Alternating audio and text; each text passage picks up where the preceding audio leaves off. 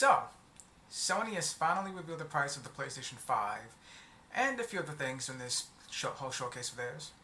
The first thing announced, and this is actually very surprising for everyone, honestly, Final Fantasy 16. Okay, so I'm interested. I'm definitely interested. It's been 4 years since Final Fantasy 15, and well, that game didn't exactly turn out the way a lot of people would have wanted. But we are 4 years removed from Final Fantasy 15 now. All the support for that game has dried up a long time ago, so it's finally time to move forward. And Final Fantasy 16 is going to be that new game that we're going to be getting, that new mainline game for the franchise. It's kind of funny that it's going to be a new mainline game. Like when the trailer first started, the visuals. I don't know if it's just it can't just be me, right? Like when I saw the visuals for Final Fantasy 16, it looked very much like an MMO to me. Like all MMOs somehow have like the same general look about them. The same kind of textures and such to them. And Final Fantasy 16 looked very much like Final Fantasy 14 to me. So when I first saw the trailer, I was thinking, well, is this going to be like some sort of new expansion to Final Fantasy 14? And it turns out I was kind of half right but half wrong on that. As it turns out, Final Fantasy 16 is going to be produced by Naoki Yoshida, who was responsible for relaunching Final Fantasy 14 to what it is now, Final Fantasy 14 A Realm Reborn. He's the one who turned that entire game around and made it to the rousing success that it is now. But the director for the game is going to be Hiroshi Takai. So while Yoshida is going to be on board for the game, he's not going to be the one who's solely in charge.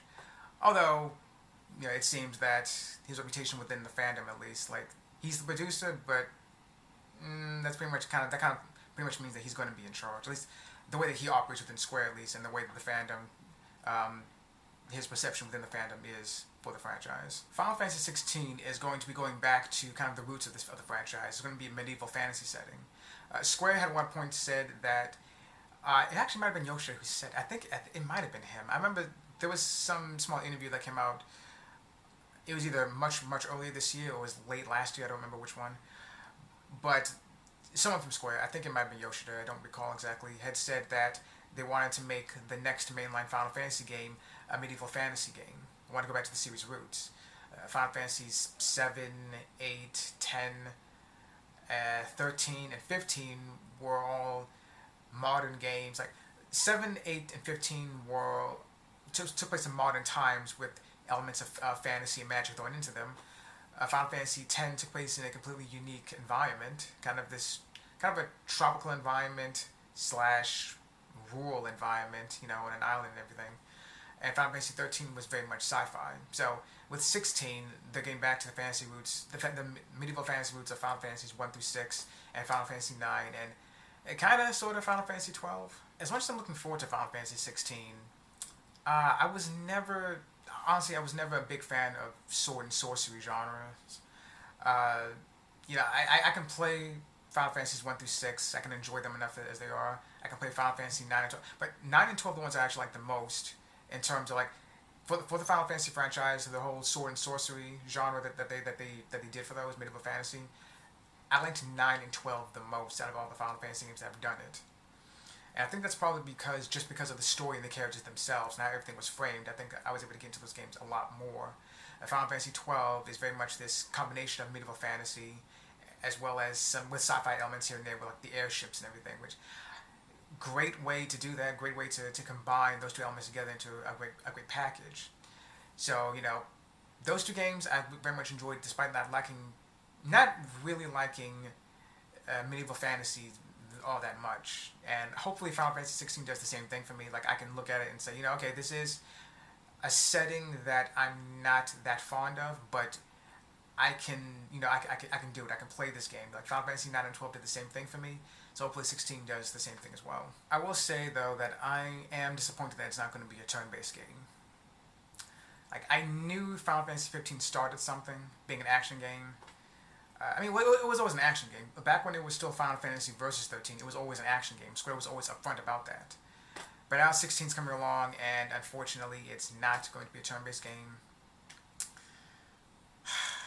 I'll play it, I guess. I'll play it, but I'm disappointed in the direction that the series is going now. I will say that the action in 16 looks much better than it was in 15. I believe I have to look into it again, but from what I recall, the guy that did the combat for Devil May Cry 5 joined Square for Final Fantasy 16. I don't know if he actually joined Square Enix itself, or maybe they just hired him out. Maybe he's working freelance or something, and they just hired him out for Final Fantasy 16. But apparently, the guy who designed the combat for Devil May Cry 5, he's working on Final Fantasy 16. The combat is his design, so that's why it looks so much better than how it did in 15. And it's unfortunate for 15 too, because when Tetsuya Nomura was directing Final Fantasy Versus 13, and early on when it was still Final Fantasy 15, when it became Final Fantasy 15 rather, Nomura's version of the combat was supposed to be, as he said, it was supposed to play like a realistic version of Kingdom Hearts. Like if you go back to the first gameplay trailer for Versus 13, and then you compare it to those first gameplay trailers for Final Fantasy 15, you can see the difference there. You can see exactly what Nomura was going for. But once Hajime Tabata took over and he scrapped all that stuff, this is what I've heard. I don't know if it really is true, but what I have heard is that when Hajime Tabata took over for Final Fantasy 15, he had the development team tone down the gameplay because it was just too difficult for him to play personally, and he didn't like that.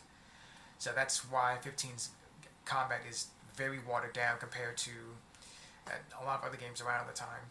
And, even, well, I guess Devil May Cry 5, Final Fantasy 16, even those games are much later. But, the gameplay, I will say the combat does look really good. That's probably because Devil May Cry 5's gameplay was really good, and you had the same guy working on this game, so it does look good. It looks great even. But I'm disappointed that it's not going to be turn-based.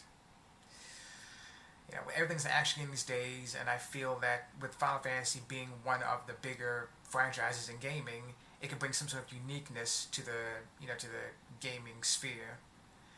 But I don't know, maybe Final Fantasy 17, we'll see. But something tells me that if the combat in 16 is just as good as what we saw in Devil May Cry 5, this is probably what we're going to be having for this foreseeable future, unfortunately. So to touch briefly on the story at the very least, it seems that the main character is this guy named Joshua, and he is charged with protecting the Prince of a Kingdom, and don't know exactly what's going on.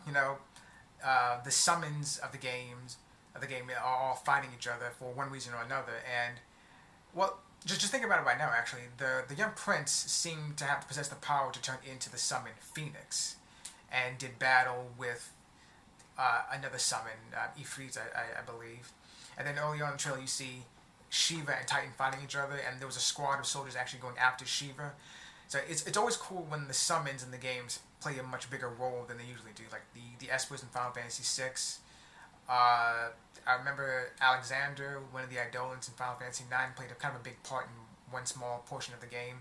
In Final Fantasy X, the Aeons were more or less central to the plot of the game. And in Final Fantasy 13, the Eidolons that the main characters got were as a consequence of their powers as being l'Cie and everything.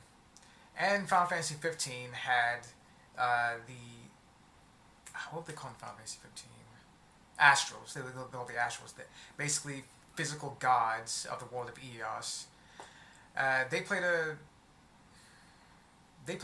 role in the story of Final Fantasy 15. Not as much as they should have, in my opinion, but they technically were there. They had a small part in the story. And Final Fantasy 16 seems like it's going to continue that kind of trend, where we're going to have the summons play a bigger role than what they normally do. So it's really interesting to see this young prince can transform into Phoenix. It looks like he doesn't have any direct control over it, so I can see that being as probably a big source of drama for the main story. The prince having to learn how to control the power of becoming Phoenix, and Joshua, this knight, having to protect him and I guess save the kingdom, or whatever the plot's going to be. So I will keep my eye on Final Fantasy 16, but I'm wary of it. In the past two console generations, Square their track record has not been the best. They've arguably had really only two real successes in the past two generations. Final Fantasy XIV's relaunch, thanks to Yoshida, and Part 1 of the Final Fantasy VII remake. Both of those games sold very well and got universal critical acclaim. Some criticisms here and there for the Final Fantasy VII remake. That's going to happen for anything. Everything's going to have criticism for it. But like those two games so far have had the sales and critical reception, warranted, to warrant them as successes. Whereas even like something like Kingdom Hearts 3, well, another disappointment, unfortunately. I would say as a whole, I would say Kingdom Hearts 3 was better than Final Fantasy 15, but still a disappointment.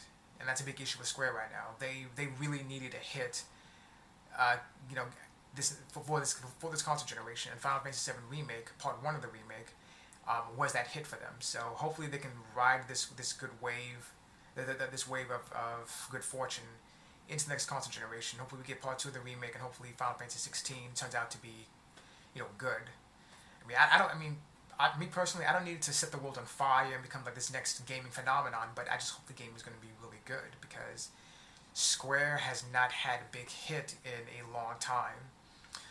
Final Fantasy VII Remake is the most recent one, and again, arguably the only one. Maybe you can count Final Fantasy XIV, but that's as a relaunch because it was botched so much when it first came out. So, yeah, I'll check it out. I'll keep an eye on Final Fantasy 16, and I think I will, of course, eventually play it myself to make my own judgment call, but I am going to listen to what people have to say about it. I'll keep other people's opinions in mind about 16. I hope it's good. I don't want it to be a bad game, but Square's track record for the last two generations does not speak well to them. So the next game Sony talked about was Spider-Man PS4 Miles Morales. Or just Spider-Man Miles Morales. I mean, a lot of people, me personally as well, just call the main game Spider-Man PS4. So, I mean, call it whatever you want. It doesn't matter. But yeah, Spider-Man Miles Morales. So Miles Morales, as Insomniac has clarified, is going to be, it's not a full-blown sequel to the PS4 game, but it's going to be a small game akin to like Infamous Festival of Blood or The Last of Us Left Behind. It's not a full-blown sequel, but it's going to be this small. It's probably going to be. I'm just guessing here. I'm just guessing. They haven't said exactly how long the game's going to be, but I'm guessing it's going to be maybe like a 6-hour game, something like that, where maybe you won't be given the full breadth of New York to explore, or Manhattan rather. Or maybe you will be, but like there just isn't a lot of stuff to do in it, like in Spider-Man PS4.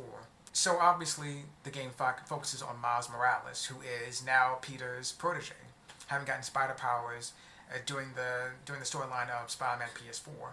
And so far it seems that this game is going to be focusing on just Miles by himself. Like he does have a friend. I'm sorry, I don't know what his friend's name is, unfortunately.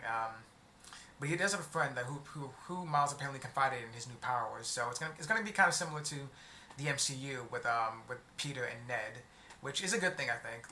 I think when it comes to being a superhero like this, it is always good to have a friend there who knows about what's going on, who can be that shoulder to lean on in case they ever need any sort of comfort or support. Like Ultimate Spider-Man did it pretty well when Mary Jane found out about Peter's spider powers. Oh, actually, no, Peter told her about being Spider-Man. Actually, it was a fun little scene.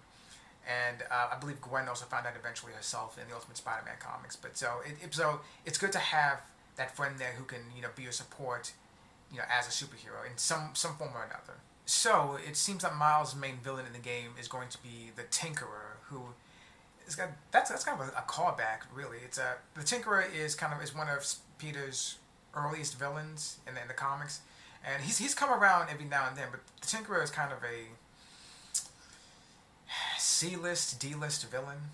He doesn't come up too often, but when he does, it's just like, it's like, let's do a Spider-Man story arc. Not a big one, a small one, but we don't want to use Green Goblin because he's too big of a villain. We don't want to use Doc Ock, too big of a villain. We don't want to use Tombstone because he's not that much of a threat. He's a street level thug, sure, but he's not that much of a threat. Oh, let's use the Tinkerer. He's a decent villain, right? He's got gadgets and stuff that he uses. He can buys and sells them to people who would misuse them. Let's use him. So that's kind of what the Tinkerer is in this game. Like a smaller, bite-sized game starring Miles Morales. But the Tinkerer is going to be the main villain, and funny enough, the Tinkerer in this game appears to be female, judging by the voice modulation going on underneath the helmet. and the Tinkerer's group is fighting with the Rockstone Corporation, the energy company, and it just this huge battle on the bridge. Ha! That's funny. Battle on the bridge. I was just checking my Final Fantasy a second ago. Um, but yeah, a huge battle on the bridge, and Miles does his damnedest to save everyone, which he does. Thankfully, he's Spider-Man. Of course, he's gonna do it. So it's really cool that Miles is taking on his first big villain with the Tinkerer, and the Tinkerer I think fits Spider-Man as a villain too. Like, even though they don't use the Tinkerer too often, I know what I just said. Tinkerer is kind of a low-level villain, I know, but the Tinkerer does use gadgets a lot, and that's a way. It's like fighting science with science. Spider-Man himself, Peter anyway, is a big-time scientist. He's pretty smart, and dealing with the Tinkerer, who's also pretty smart and uses gadgets. That's kind of dynamic I actually like to see in the comics sometimes. And pitting Miles against the Tinkerer. Miles is smart himself. He's very smart himself, but he's not on the level of Peter. He's not a genius. At least I don't think he is. But putting him against the Tinkerer, I think, is a good way to test Miles' wits in the game. Putting him against someone whose intelligence is so far above his own, but who you could probably argue isn't as clever as someone like Miles. Miles can probably fight around all of his gadgets no matter what the Tinkerer throws at him. So it's gonna be really, really cool to see how Miles is gonna, deal with this. Especially since, again, he's gonna be by himself, I think. Peter doesn't seem to be involved that much. Well, we don't know. We have no idea if he's actually gonna appear in the game or not. This is me speculating here, mind you. This is me speculating. But if Peter is not going to be in the game, physically, maybe he'll call Miles on his cell phone or something, just like how Miles did in the main game.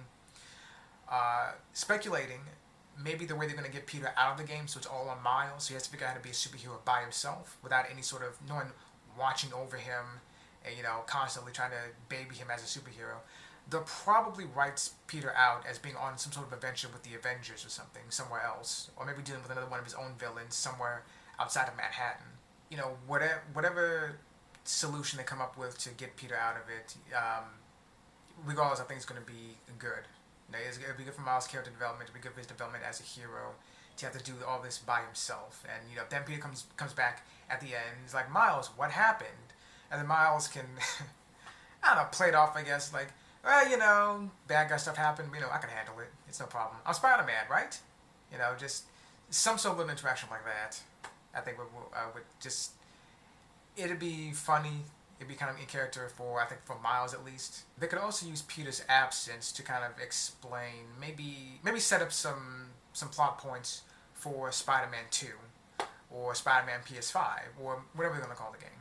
The actual full-blown sequel that's going to come eventually for the PS5, because there's going to be a sequel. Like, you can't end Spider-Man PS4 the way you did, like that mid-credit scene. I want to see what happens there if you haven't played the game yet yourself, but that mid-credit scene for Spider-Man PS4, you can't end the game like that and then not do a sequel. We will at least get Spider-Man 2. And, if you have played the game, you've seen that ending, you basically know what's going to happen. You have an idea of what the sequel is going to involve. But, and as much as I can't wait to play Miles Morales, I'm looking forward to Spider-Man 2 even more, to be honest. I have to see what happens next.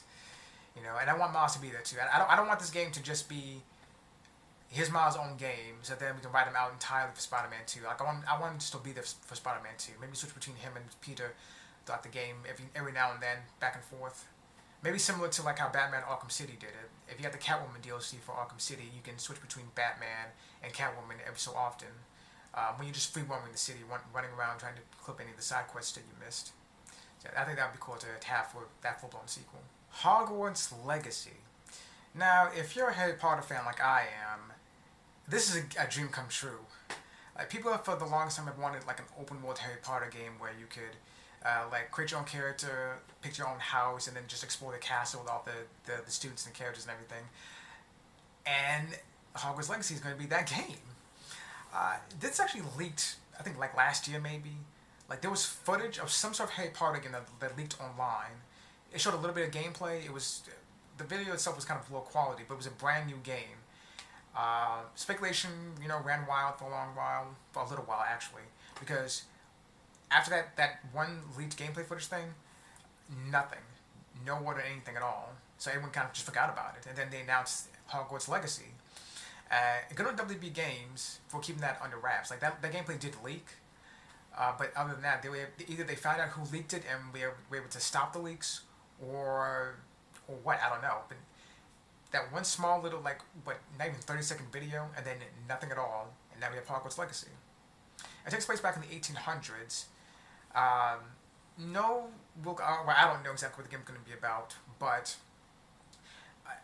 again, it gives you full reign to explore the entire Hogwarts castle. Now, certain Harry Potter games let you do that before. Like I do remember, like where Sorcerer's Stone and Chamber of Secrets, the video games, let you do that. But it seems that with the better technology and storytelling that we have today, it's going to be a much more immersive experience. There's even a scene of you taking classes, like the potions masters of the time.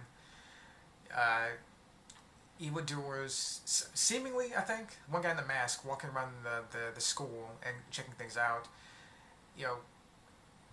Going through the school, finding some of the traps, taking not Quidditch lessons, but broomstick flying lessons.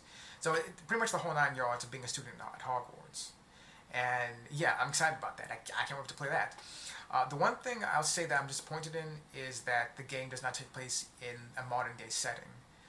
That's to say, it would be cool to see cameos from all the main Harry Potter characters. Now, I'm not saying that Harry Potter himself has to like walk around and be your friend the entire game or anything like that. But like after the events of the main series, like Neville became the herbology teacher at Hogwarts, and I think the head of Gryffindor. I think he did. I have to double check that. But he became the herbology teacher, and McGonagall became the headmistress. That sort of things. Like it would have been cool to like walk around the school, meet them and talk to them. Like have Neville be kind of that kind, understanding teacher who you can probably go to for advice or something like that. And then have McGonagall be the strict headmistress of the school. She's strict, but she is a reasonable authority figure, as the phrase goes. So, even though she may say or do things that may like annoy the students or something, but you look at it and think, well, yeah, she's the headmistress. She's always been like this. If McGonagall wasn't as strict as she's always been, Gryffindor probably would have fallen apart a long time ago, and maybe the school itself even as deputy headmistress. So her being a very strict headmistress now, not surprised, and it's something that you probably appreciate, all things considered. But the game takes place in the 1800s, which, all right, I guess, fine, we'll do that. I mean, I'm not saying I don't want to see more like the past of Hogwarts and more like backstory for the Wizarding World being filled in and everything like that. I want to see that. I'm just saying it would be cool to like just, be able to like have McGonagall as the headmistress of the school in the future and speak with Neville and everyone like that. It would be cool to me, but I'll take the game for whatever it is. Hopefully it's going to be. Open world. I'll say I hope it's an open world game, or at least open world in the sense that you can explore all of Hogwarts itself, and maybe Hogsmeade too. That'd be cool to be able to go to Hogsmeade.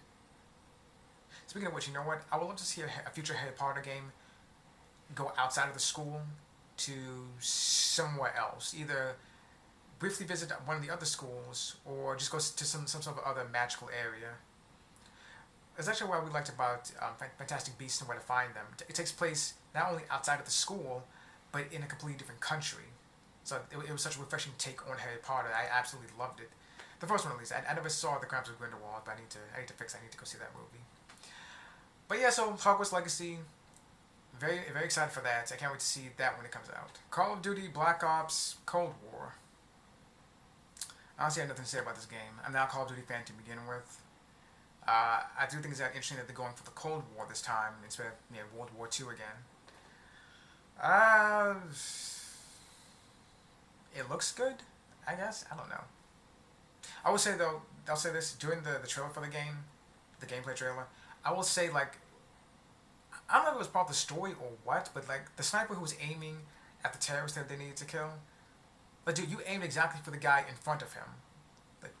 The terrorist is right here, and the other guy is right here. You aimed for this guy. You want to aim for him.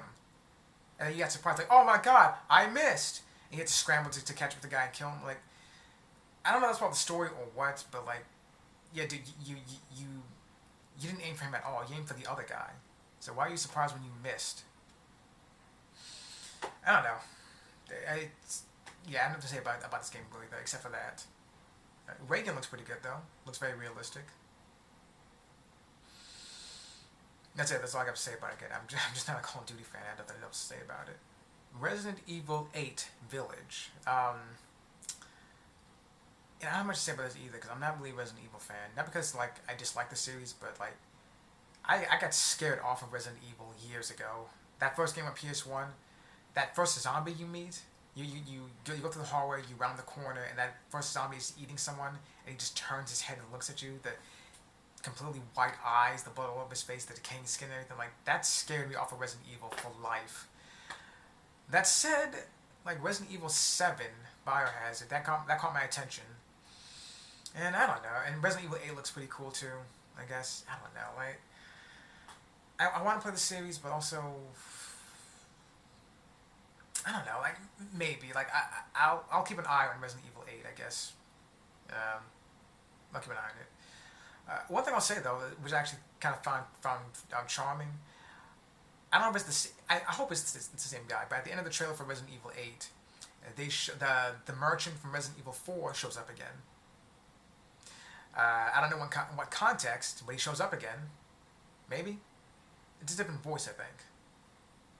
But they have some sort of merchant. Whether it's the same guy or not, they're bringing that spirit back, at least to Resident Evil 8. And I think it's kind of I think that's a charming thing.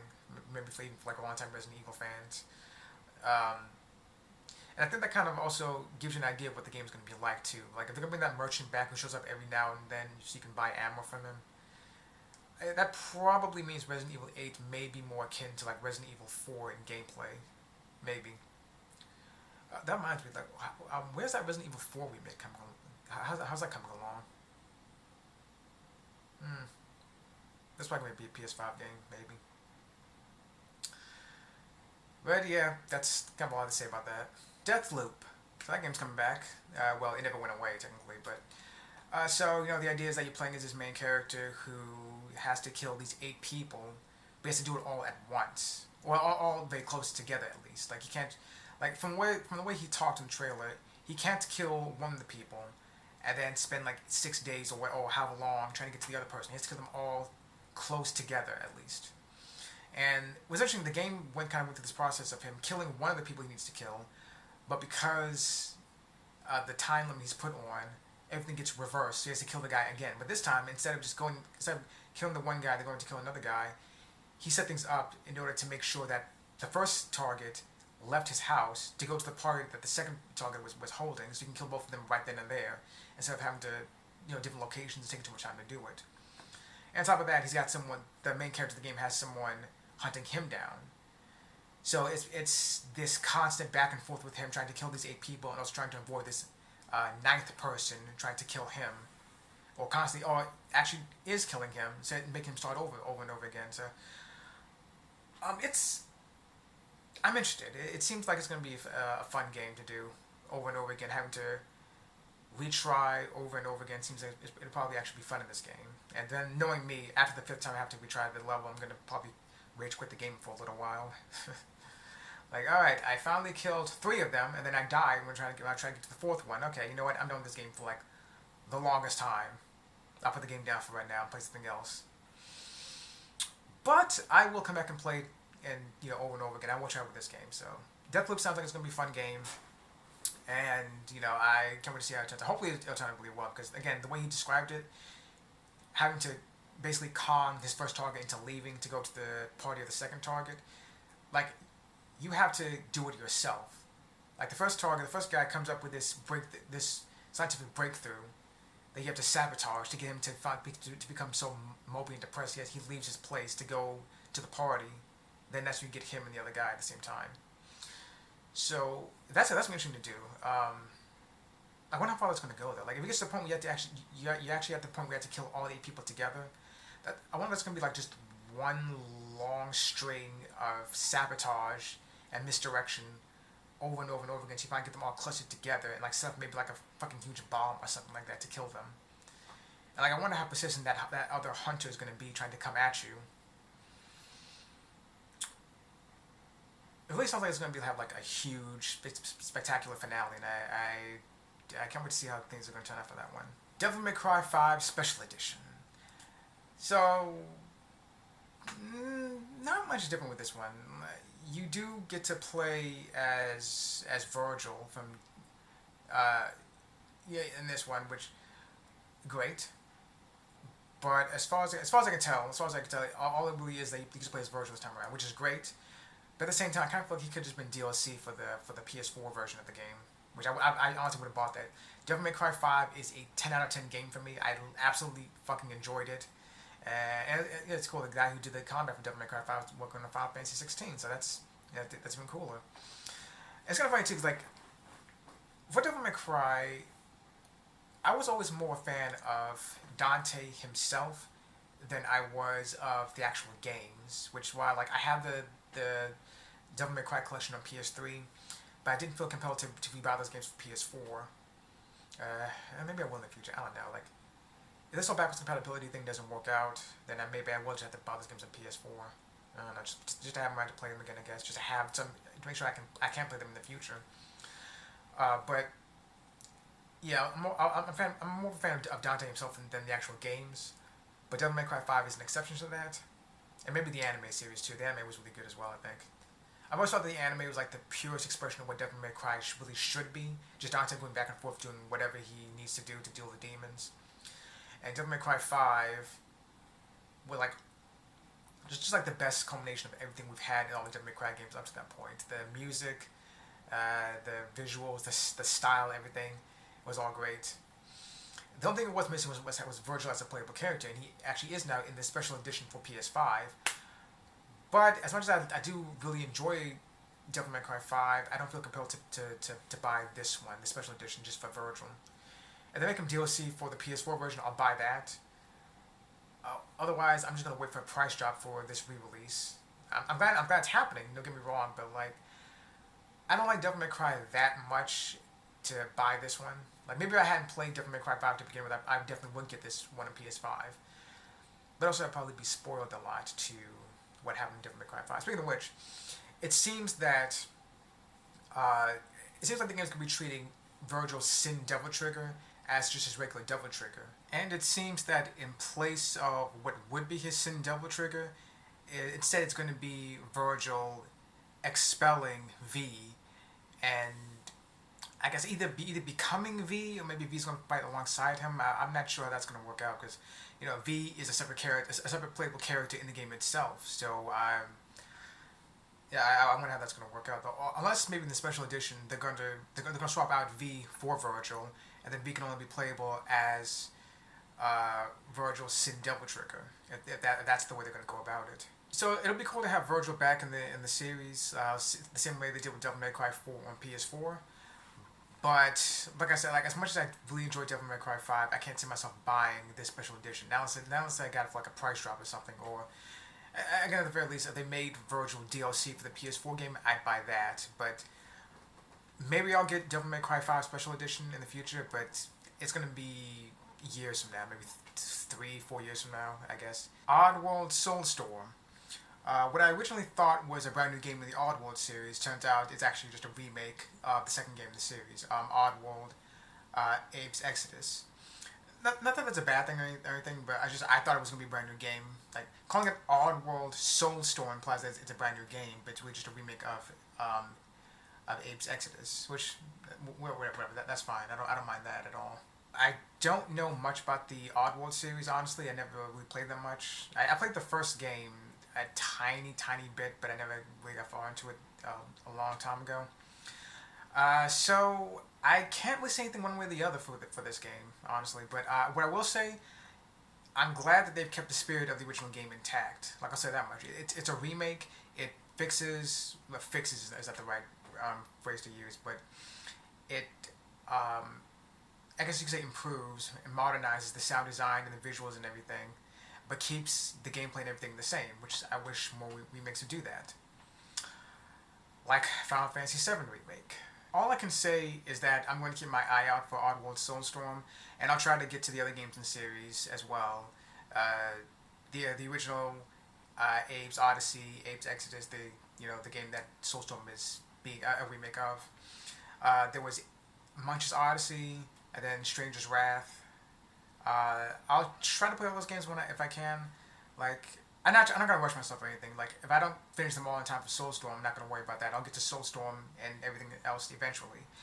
But I've always wanted to play the Oddworld games. I never really got a chance to, and now it's probably a good time to try out the series. Five Nights at Freddy's Security Breach.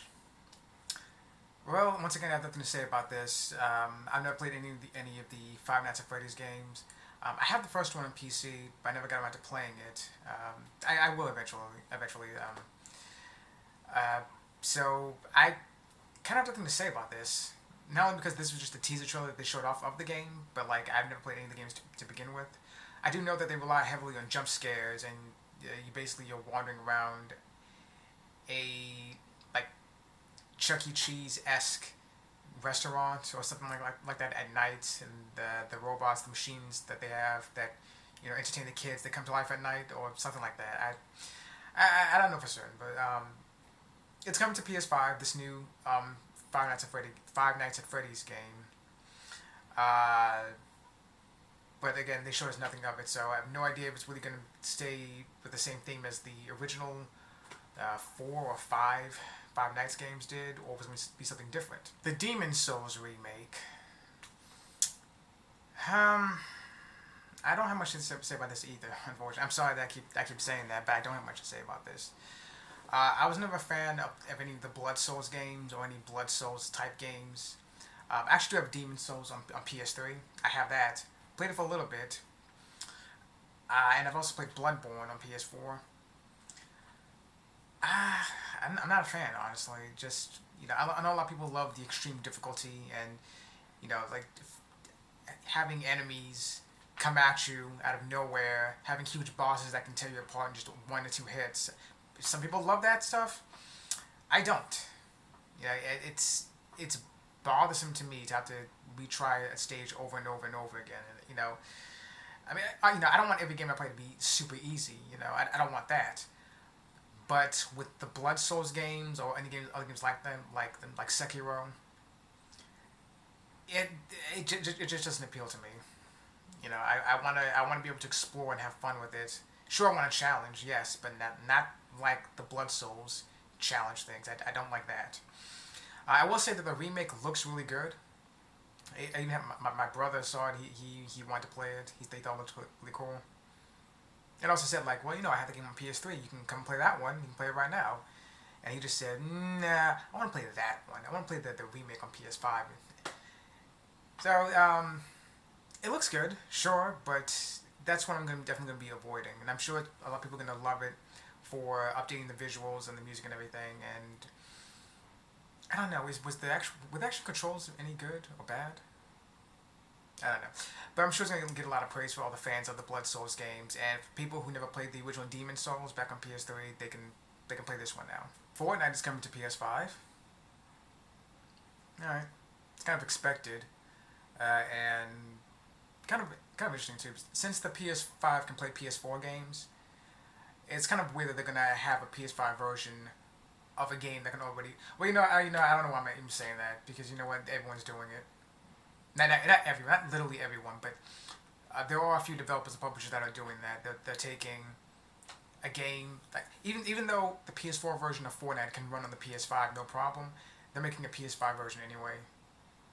Which I guess on some level is probably better. You'll have, I guess with the superior hardware, they can do more with the PS5 version. Obviously, it'll look better. It'll probably run better than the PS4 version. All right, it's on. I played Fortnite before, didn't care much for it, and I'm not surprised it's coming to PS5. Next up, Sony announced something very interesting. So, I guess going forward for PlayStation 5. Sony's going to be revamping the very idea of PlayStation Plus. And to do this, rather than just giving out 1 or 2, maybe 3 games with PlayStation Plus per month, well, maybe they'll still do that, but at least launch with PS5, what they're going to do is they're introducing this new thing called PlayStation Plus Collection. Now, whether that is just them revamping PlayStation Plus as it is, or maybe this is them adding something new to PlayStation Plus, is unknown so far. From what I can tell, this is just Sony revamping PlayStation Plus for PS5.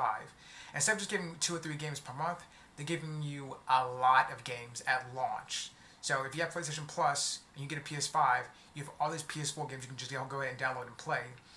And I have them all written down here in my notes. So the games in question: God of War 4, Bloodborne, Monster Hunter World, Final Fantasy 15, Fallout 4, Mortal Kombat X, Uncharted 4, The Ratchet and Clank Reimagining, Days Gone, Until Dawn, Detroit Become Human, Battlefield 1, Infamous Second Son, Batman Arkham Knight, The Last Guardian, The Last of Us Remastered, Persona 5, and Resident Evil 7. Now, great. That's great, honestly, that all this is coming to PS5. As well, this new, this revamping of PlayStation Plus. It's not a problem with that for me. I already own most of those games, which now that's not Sony's fault. They're not catering to me. Obviously, they're catering to everyone. Maybe you own the games at one point in time, but maybe you sold them. You can get PlayStation Plus and play them again if you actually want to play them again. And it's a really interesting way that Sony's going about this. PlayStation Plus, in my opinion, has not really been worth it in the last maybe year and a half. Honestly, I think at this point, PlayStation Now, the streaming service, is a better deal. Just that there are some games they've offered with PlayStation Plus that are also already available with PlayStation Now. Even though some of those weren't available for a limited time, they're available with PlayStation Now. And PlayStation Now has evolved to a point where it's not all streaming. A lot of stuff you can download to your system and play them that way. PS4 games, that is. So to see them doing this with PS5, kind of revamping PlayStation Plus the way it is, I wonder if this is going to be their way of kind of combining PlayStation Now and PlayStation Plus into one package, this PlayStation Plus collection, or if it really is going to be how PlayStation Plus works on PS5 going forward. No word exactly on how this is going to work out just yet, obviously, but clearly Sony's going to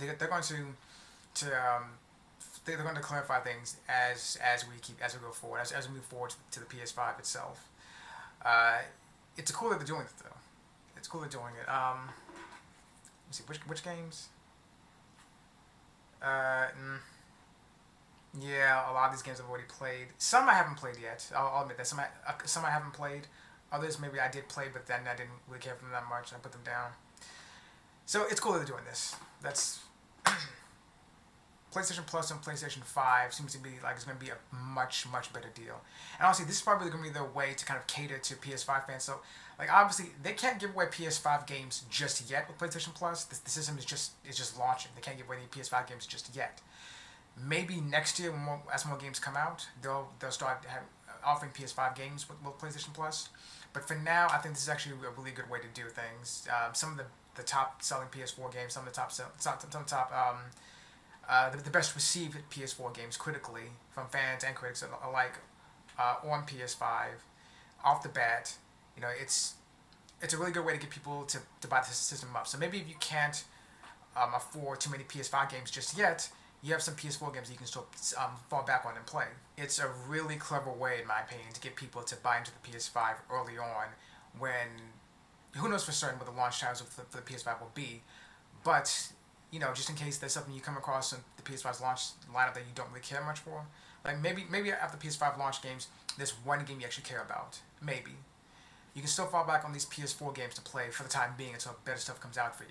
So I think it's a very good idea on Sony's part to do this. And the final game that Sony announced during this whole showcase was actually not only was the final game they announced, it was also the final thing they actually announced altogether. Which, interesting way to do that, I think. It was quite a way to close out the show, I think. But the last game they announced was God of War 5 Ragnarok. Or just God of War Ragnarok, I guess. Apparently that's the official title for it. At least that's what I'm seeing online anyway. God of War Ragnarok or God of War 5, whatever you want to call it. Takes place obviously after God of War 4. They're continuing that journey into the Norse pantheon of gods. And God, I need to catch up with the series. I haven't played God of War 4 just yet, honestly. Not just yet. I was walking my way through the series again. I'm still playing God of War Ascension, and then I'm gonna go back through all the other games after that too. And I'm playing the series in chronological order. So Ascension, then I think Betrayal, but who cares about Betrayal? That was a mobile phone game that everyone forgot about. Uh, then Chains of Olympus, God of War 1, Ghost of Sparta, 2, 3, 4, and now 5, God of War Ragnarok. That's 9 games, or 8 if you don't count God of War Betrayal, and really nobody does count that game. So I do know that God of War 4 got this huge reception, even when Game of the Year at the Game Awards when the year it came out.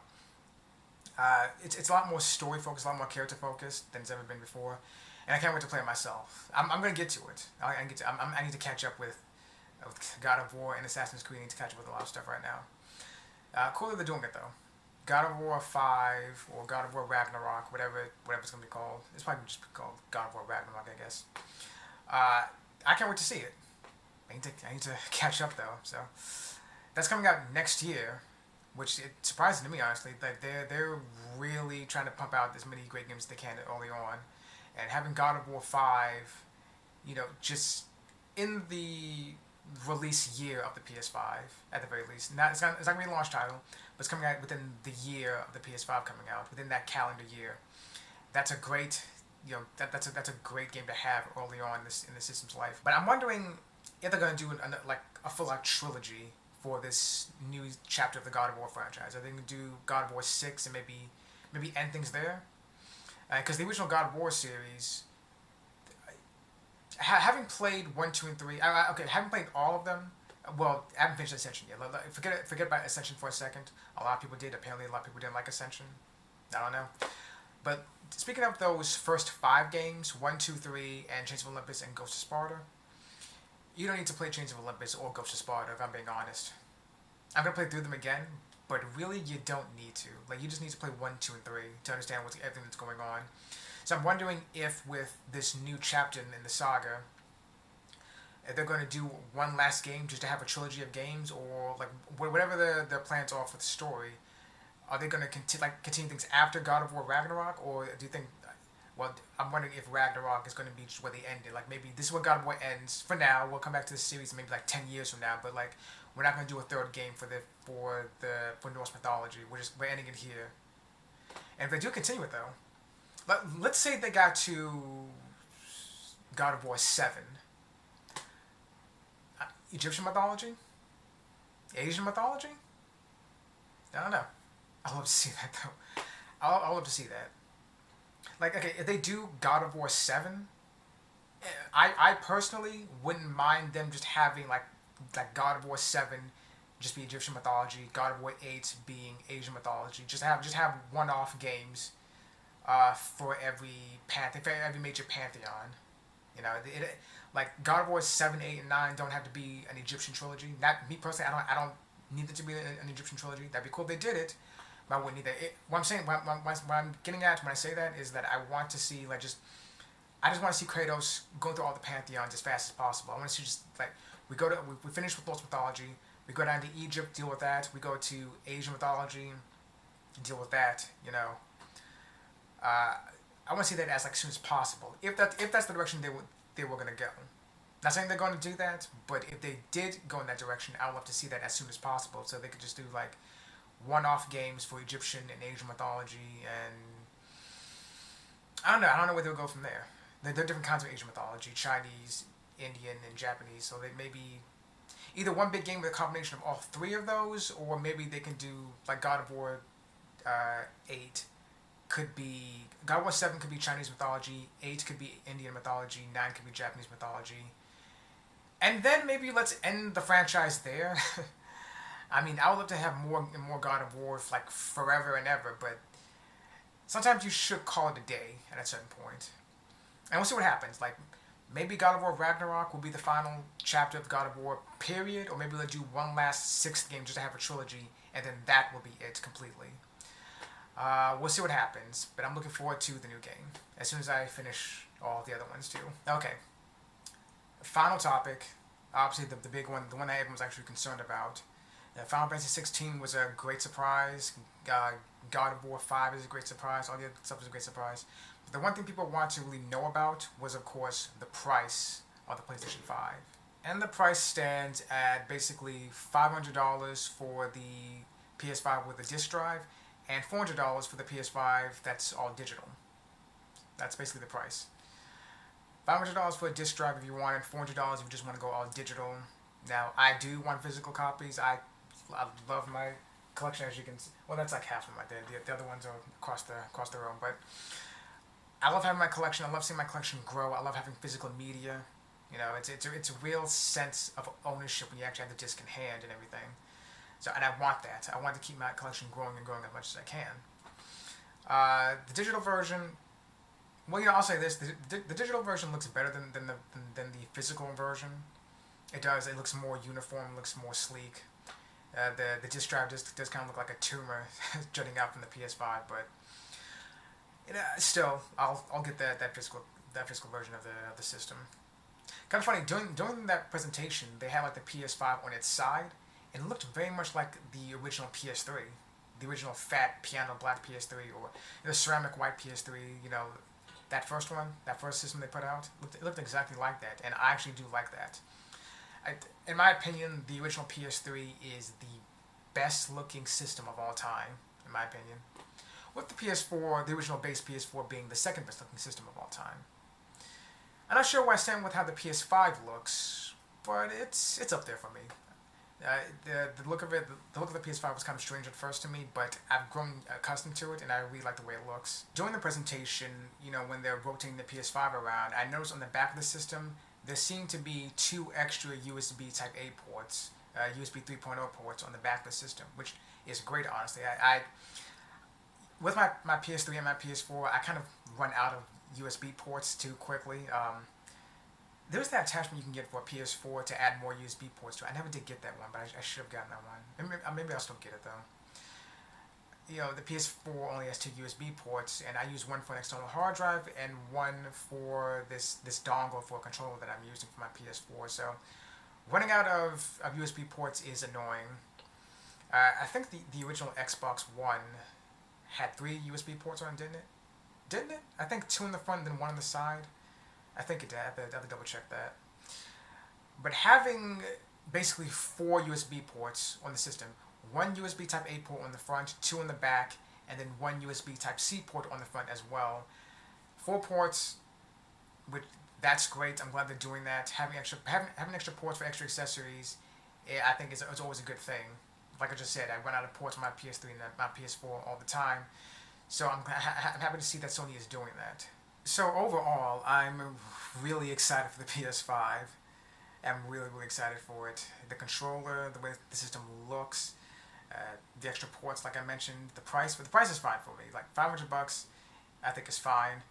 That's so weird though. Like just 2 generations ago, one generation ago actually, people were complaining about the price for the systems.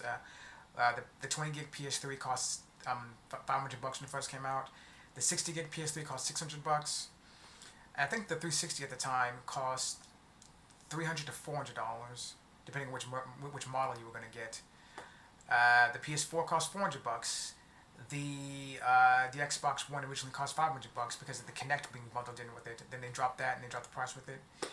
You know, and now we're at a point where the PS5 physical version, physical edition, I guess you want to call it that, costs $500. The digital edition costs $400.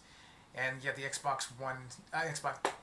Xbox Series X costing $400, and the Xbox Series S costing $300. All things considered, though, I probably wouldn't get the Series S, though. Everything I've been hearing about the specs in comparison to the Xbox One and compared to the Xbox Series X, I probably wouldn't get that one. But you know, I'm just excited. Period. You know, November 12th is the release date for the PS5 in North America and some other countries, and I think November 29th, I think it was, for other countries. God, I'm excited. I'm excited for it. All the games you can play, and I really do look forward to the moment when I can finally retire my PS4 and replace it with my PS5. That said, um, I can wait for the system though. Like I want to try and get it as soon as I can, but considering the hype for it, pre-orders are already gone. They were gone that very night. Even though Sony said that the pre-orders were happening the following day after the reveal of the PS5, retailers decided to spring the pre-orders on people that very night, and they're gone.